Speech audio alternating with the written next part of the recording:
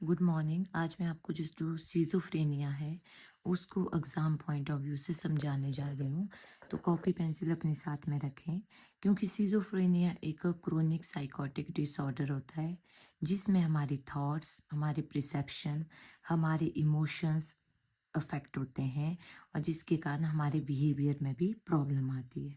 तो सिज़ोफ्रेनिया 2 में डिवाइड है, एक होता है पॉज़िटिव सिम्पटम और एक होता है नेगेटिव सिम्पटम। अब जो पॉजिटिव सिम्पटम होता है, इसका मतलब है कि आपके बॉडी में, इसको याद रखने का तरीका है कि कई चीज़ें ऐड हो गई हैं, जैसे कि नई चीज़ें ऐड हो गई, हेलुसिनेशन हो गई, डिल्यूजन हो गई, डिसऑर्गेनाइज्ड स्पीच हो गई और डिसऑर्गेनाइज्ड बिहेवियर हो गया। अब हेलुसिनेशन क्या होती है? इसका मतलब होता है कि परसेप्शन विदाउट एक्सटर्नल स्टिमुलस, कि हमें परसीव हो रही है कि कोई चीज़ हमें आवाज़ें लगा रही है, कोई चीज़ हमें दिख रही है, हमारी बॉडी पे चींटियाँ काट रही हैं, गंदी स्मेल है, गंदा टेस्ट है, पर ऐसा होता नहीं है। मीन्स ये हमारी परसेप्शन है जिसमें एक्सटर्नल स्टिमुलस प्रेजेंट नहीं होती है। ना कोई पर्सन आपको देख रहा होता है, ना आप कुछ सुनाई देता है। मीन्स ये परसेप्शंस होती हैं हमारी, ठीक है, बिना एक्सटर्नल स्टिमुलेशंस के। तो इसको बोलते हैं positive science of A positive symptoms of A schizophrenia.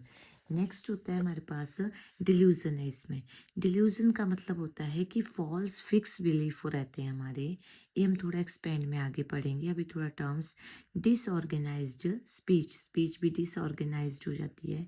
अब देखो, जिस बंदे को हेलुसिनेशन हो रही है, जिसको डिल्यूजन हो रहा है, जिसकी जो स्पीच है वो डिसऑर्गेनाइज हो रही है, तो ऑटोमेटिकली उसका जो बिहेवियर होगा वो भी क्या होगा? Disorganised behaviour. अब इसके बाद आते हैं हम सिजोफ्रेनिया के नेगेटिव सिम्टम्स के ऊपर। नेगेटिव सिम्टम्स का मतलब है कि आपकी बॉडी से कोई चीज़ जो है वो वापस जा रही है, नेगेटिव सब्सट्रैक्ट हो रही है। मीन्स जो आपकी पर्सनैलिटी पहले थी वैसे नहीं है, इसमें से कोई जो चीज़ है वो बाहर जा रही है। तो सबसे पहले अफेक्ट, इसमें जो पेशेंट होता है उसको वो फ्लैट, उसका एक्सप्रेशन कुछ भी नहीं होते हैं, वो फ्लैट हो जाता है एकदम।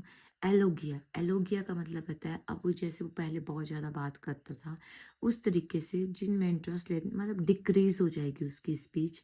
एवलाइजेशन इसका मतलब है उसको मोटिवेशन नहीं रहेगी किसी बात की। एनहिडोनिया का मतलब होता है कि उसके पास इनएबिलिटीज आ जाती है एक्सपीरियंस करने का प्लेजर को। So these are the positive and these are the negative symptoms of a schizophrenia. Exam में बहुत बार पूछा जाता है अफेक्ट क्या होता है, एलोगिया की क्या डेफिनेशन है, एबॉयलेशंस क्या होता है, एनहिडोनिया क्या होता है। तो आपको इसको याद रखना पड़ेगा और डिफ्रेंशिएट भी आपको पता होना चाहिए कि पॉजिटिव साइंस कौन सी है और हमारे नेगेटिव कौन से हैं। चलो इसके बाद हम पढ़ लेते हैं थोड़ा हेलुजिनेशंस के बारे में। हेलुजिनेशंस क्या है? हमारे पास प्रिसेप्शन है, लेकिन उसमें एक्सटर्नल स्टिमुलस जो होती है हमारी प्रेजेंट नहीं होती है। जैसे कि हमें कुछ आवाज़ें सुनाई देती है, ऑडिटरी हेलुजिनेशन। विजुअल हमें दिखता है, कोई हमारे पीछे आ रहा है, कोई हमारे पीछा कर रहा है, हम उसको देख रहे हैं, लेकिन वहाँ असल में कोई नहीं होता है। That is our seeing things. Tactiles, हमें लगता है कि हमारी बॉडी पे कुछ ना कुछ चल रहा है, चींटी काट रही है, मच्छर चल रहे हैं, या हमारी छिपकली चल रही है। ऑल फैक्ट्री का मतलब होता है स्मेलिंग थिंग्स, हमें डिफरेंट टाइप्स ऑफ थिंग्स की स्मेल आती है, टेस्टिंग थिंग्स। अब इसके बाद आ जाते हैं हम डिल्यूजन पे। अब देखो, हमने इसको एक्सप्लेन कर दिया हेलुसिनेशंस को, अब आ गई हमारे पास डिल्यूजन की बारी। तो एक होता है परसिक्यूटरी डिल्यूजन।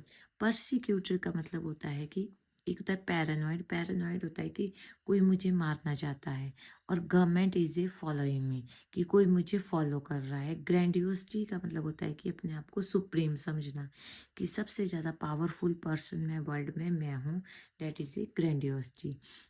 रेफरेंसेस का मतलब होता है कि TV announces is sending me secret message, कि जो मेरे को रेफरेंस का मतलब है कि जैसे जो टीवी वाले हैं, इन्होंने मेरे को कोई डिफरेंट और प्राइवेट मैसेज भेजा हुआ है, वैसा किसी को नहीं भेजा हुआ है। Somatic means my organ has disappear. मुझे ऐसा लगता है कि जैसे मेरी टाँग नहीं है, मेरे हाथ नहीं है, मेरा दिमाग का मतलब आपका मतलब है सोमैटिक का मतलब है कि आपके जो ऑर्गन्स हैं वो क्या हो गए हैं, डिसअपियर। रिलीजियस होता है I have choose to save the world, कि भगवान ने मुझे चुना हुआ है किसके लिए, आई चूज़ द मतलब मुझे वर्ल्ड में चुना है सुधारने के लिए। सो मेनली हम जब प्रायोरिटी नर्सिंग इंटरवेंशंस पे आते हैं इन क्वेश्चंस में, तो आपको मेनली फोकस करना चाहिए कि सुसाइडल टेंडेंसी ऐसे पेशेंट में बहुत होती है, तो सुसाइडल थॉट को हमें देखना चाहिए और अंडरस्टैंड करता है क्लाइंट की फीलिंग्स को फिर एक्सप्लोर करना चाहिए। अब इसके बाद इसमें ड्रग्स कौन से अब सिजोफ्रेनिया में जो हम ड्रग्स देते हैं, हमने पहले भी बोला था हमारी परसेप्शन में इफेक्ट हो रही है, हमारी साइकोलॉजी भी पूरी तरह से अफेक्ट हो रही है। तो इसमें जो मेडिकेशन देते हैं, तो सबसे पहली मेडिकेशन देते हैं एंटी साइकोटिक ड्रग्स। अब इसमें एंटी साइकोटिक ड्रग्स में कुछ याद आपको रहे चाहे ना रहे, तो जैपिन जैपिन और याद रखना है, जैपिन जैपिन करके कोई भी होगी वो एंटी साइकोटिक ड्रग है। और हेलोपेरिडोल तो आप सभी को पता है, रेस्पेरिडोन भी और ओलेंजेपिन भी। So these are anti psychotic drugs. लेकिन इसमें से हमें सिजोफ्रेनिया वाले पेशेंट में विशेष ध्यान रखना होता है, बहुत इंपॉर्टेंट है, आप इसको लिख भी सकते हो।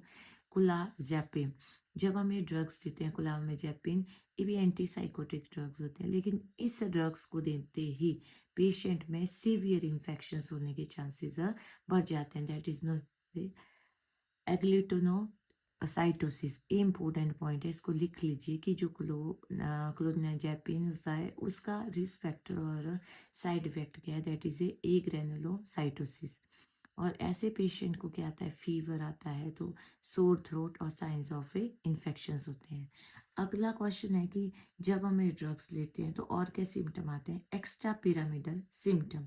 इसका मतलब होता है कि हम एंटीसाइकोटिक ड्रग्स लेते हैं तो कई बार हमारे मसल्स में स्पाज्म आ जाता है, नेक रिजिड हो जाती है और अपवर्ड आई डेविएशंस हो जाती है। तो इसलिए हम इसमें वेंजोडाइजेपिन और डाइहाइड्रोलाइनर दे देते हैं। अब एक इसका और साइड इफेक्ट है एंटीसाइकोटिक ड्रग्स का, दैट इज नोन एज एकाइथीसिया। इसका मतलब होता है बहुत ज़्यादा सीवियर रेस्टलेस है बंदे को और कंटिन्यू सिट और स्टिल, ठीक है। पार्किंसन ट्रेमर रिजिडिटी और ब्रेडिकेंशिया।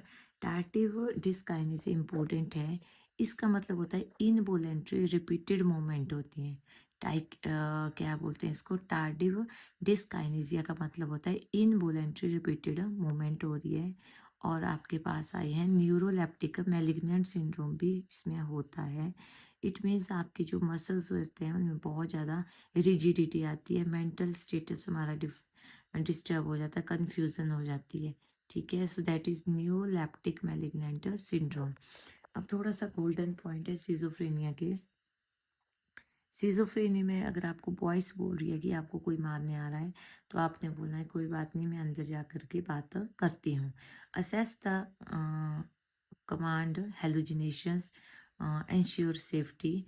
और कोलेनाजेपिन जब हम देते हैं तो fever, sore throat, suspect agglutination. और जब न्यूरोलेप्टिक मैलिग्नेंट सिंड्रोम होता है, जब हम एंटीसाइकोटिक ड्रग्स देते हैं और इसमें हमें हाई फीवर आता है और रिजिडिटी होती है। और उसके बाद टार्टिव डिस्काइनेसिया क्या होता है, जब एंटीसाइकोटिक देते हैं और उसके बाद हमारी जो टंग्स होती है और हमारे जो लिप्स होते हैं उनकी इनवॉलेंट्री मूवमेंट हो रही है। Thank you, have a great day.